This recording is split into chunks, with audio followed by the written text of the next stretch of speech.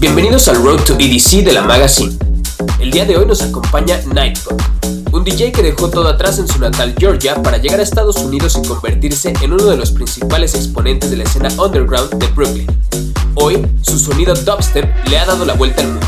Esto es Road to EDC en la Magazine. I'm glad to having you here at La Magazine. I'm Abraham Moreno from Mexico City. Okay. You'll be playing next month at EDC Mexico. How do you feel about being part of this incredible lineup? I feel very honored, and I feel like this is a crazy opportunity, and I'm just so excited about just coming to Mexico itself, because I was there when I was 11, and that was like my first ever experience in a foreign country. Okay. You know, so I feel very connected to Mexico. Deeply. It's good to hear that. You've said that when it comes to creating, music and visual go hand in hand. But I want to know is it a similar process when you're preparing a live set? No, it's not really, because like I think they're actually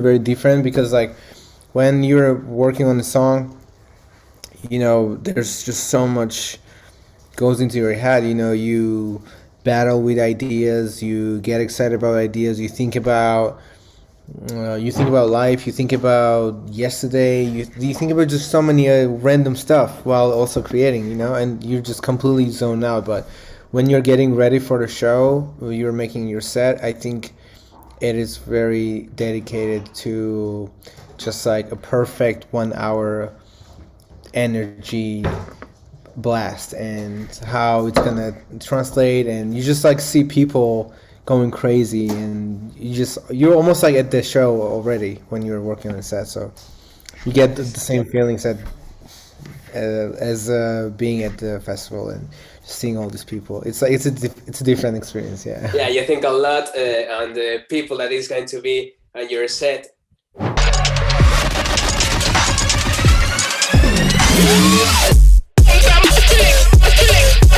Now we gonna get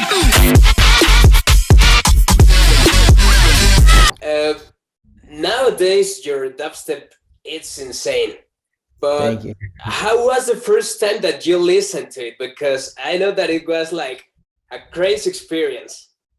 Yeah, man, it was like I'll never forget their experience, because I perceive music very visually, you know, and the first time I heard dubstep music, I was seeing the shapes and colors and everything that I've never seen before, you know.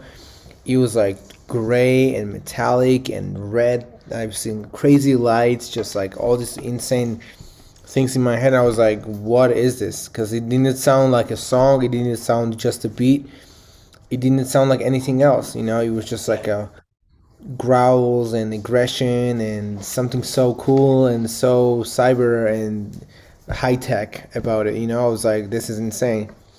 And that was just like, I'll never forget the feeling that I got from music when I heard dubstep. And you decide to repeat it like for all your life, this experience. Yeah, and I wanted to like, yeah, and pretty much like I got such an insane, intense feeling from it that I was like, I want to be doing this, and I want to create that feeling for me again, and then for everyone else. Yeah, that's cool. Yeah. Your single Grounded, it's going to be out this Friday. I saw the teaser, and it has like a mysterious vibe. Tell us more about this single. It is a mysterious track, but it also has so many highs and lows, you know. I don't know, I when I heard Grounded, as I started writing it, you know, I got I don't know, something just hit me, and it felt like I was in a huge cathedral, and I was just seeing this crazy action and all this like Middle Eastern. I brought like Middle Eastern cello there, and just like mixing so many cultures, in one song, like hip hop vocal, then like a break beat that's coming from like UK, and then the strings there are from like Renaissance era, and the Asian cello that's like Middle Eastern and like Arabic, and then the crazy insane drop that's like modern dance music. It was just like insane ideas all together, and I feel like I tried to like capture all my everything that I like in my fantasy, and that excites me. You,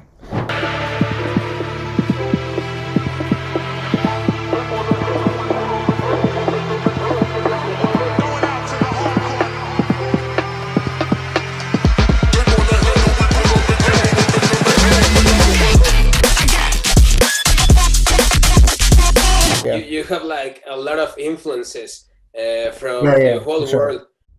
Yeah, Uh, yeah, yeah.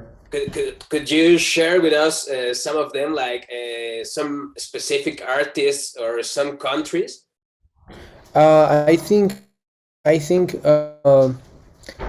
don't think I have like a specific influence, but I mean, I think me just growing up in a country like Georgia, Yeah. where I was like far away from everything, everything like major. I was far away from Europe. I was far away from States. Even like the Middle Eastern countries. It's almost like in the middle of nowhere, and it's completely up to you how you kind of how you influence yourself. You can get influenced by Russian music and like Georgian culture, or you can influence yourself by just being on the internet and just finding other cool shit. It's like I feel like I was always a very curious kid, and even if I didn't have like a PlayStation or something, I would still go to like CD store and like check out games, whatever they had. Nice. You know what I mean? And just like see the background and just see what the gameplay looked like, just to be aware of like what this game was and what the game was. You know, that I was just like a kid like this, and I think that really kind of took me to many places in the world without me actually being there. So Okay. Oh, yeah, games and movies and all this stuff. Yeah. yeah, it's like a big world of references. Yeah, yeah. Now, after your single release, can we expect an EP or even an album?